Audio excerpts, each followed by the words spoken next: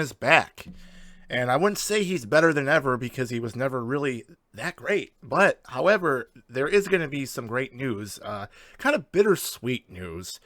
Bitter great sweet news, if that makes any sense. But before I get into that, I wanted to discuss something with you guys. I'm going to change my channel. I knew in the beginning I was all over the place. I said I was going to have an online store. I never did that. I knew I was going to talk about baseball. I never did that. And I was just, I didn't really, I just said it and I didn't do it. But you know what? I'm not making a profit on here. I'm not being monetized, so it really doesn't matter. I tried some ideas, got lazy, just stuck with the videos, and that actually came to a very hard decision. Maybe some of you noticed, I really didn't post anything during the Notre Dame football season, and I decided to cut the Honest About the Irish show for many reasons. Number one, it just wasn't fun anymore. It felt like a chore. And number two, I didn't get a lot of views. Most of my views were videos with me falling off the kayak, or me making reviews about the kayak, or me just being outside around Northwest Indiana or Southwest Michigan, or even just videos of my three-legged children, Jackie, Jill, and Dugan. I seem like I got more views doing videos like that instead of me just sitting there giving my opinion about Notre Dame football. And I just didn't want to do it this year. And I just said, like the other ideas I had, I just got kind of lazy and said, you know what, I don't want to do it. And I felt great. Took about 8 months off, had a busy summer, had a busy winter, and here I am back again. So I just want to let you guys know there is going to be no more Honest About the Irish. It's strictly just going to be videos of me out and about. And just wanted to cover that with you guys so you understand.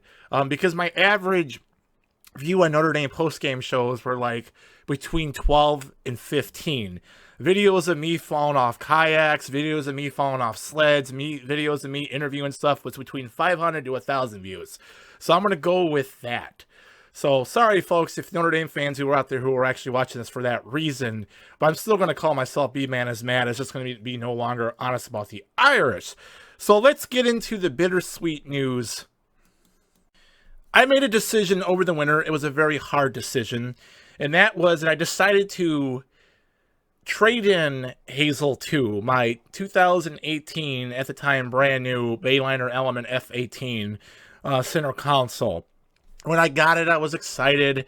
It was brand new. It was something I never owned before, a brand new boat. I've always bought used boats, but nothing like brand new. I was just, at the time, I was excited. But when you go out on Lake Michigan and you do it for about 3 years, get a slip, you just start to feel a little small. You start to feel a little limited. You start to feel like you can't really do the things you want to do on Lake Michigan on a boat that big. Now, listen, Lake Michigan is a huge lake. The winters are very temperamental.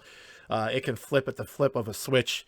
I don't care what size boat you're in. If you're in a 50-foot boat, you're going to get rocked around. You could possibly get flipped over in that. Lake Michigan gets very violent.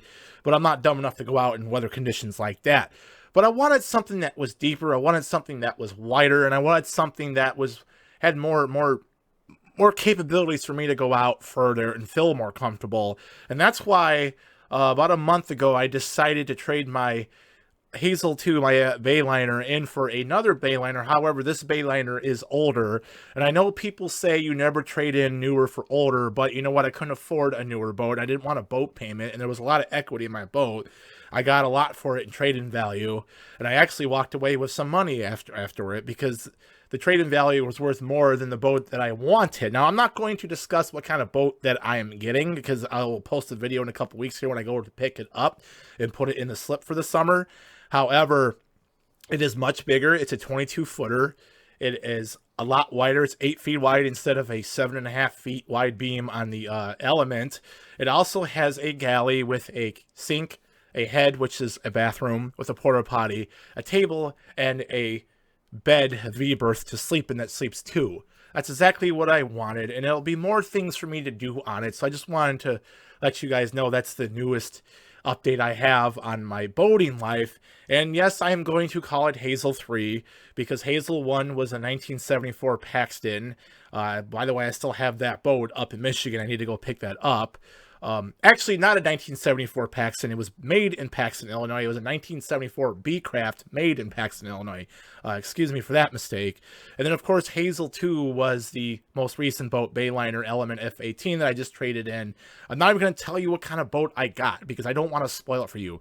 Those of you who do know what I got, please don't spoil it in the comments. There's a couple coworkers and family members who know what I got, what kind of brand it is. And, well, it is a Bayliner, but they know what model it is and all that. I will give you the year, though. It's a 1999, but for being a 1999, the boat is in prestige condition. Of course, there's a few scratches here or there that can be buffed out, but the engine is in excellent condition. It is a V8, 305 horsepower, 5-point liter, beautiful engine, well taken care of. The guy that owned it before me kept it at the Michigan City, Indiana Marina and used it for charter fishing, I believe.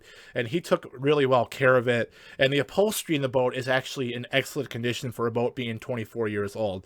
So that's the only details I will give you guys for now. But in a couple weeks when I go pick it up, I will send you the video on here. I will post it. You'll see all the exciting news and stuff like that. I can't wait to show you guys and the fun adventures I'm going to have this summer in it, because I'm probably going to spend a couple nights in it since it has a V-berth bed in it. I know there's different terms for it, different words, but it's a bed. You lay on it, you fall asleep. People call it V-berth. That's what it's supposed to be, but you know what? Whatever. It's a bed. But I hope you guys enjoyed today's video. I hope you liked today's exciting news. Stay tuned for a couple more weeks when I go pick up Hazel 3. Hit that like button, subscribe if you're new, and take care, and I'll see you next time.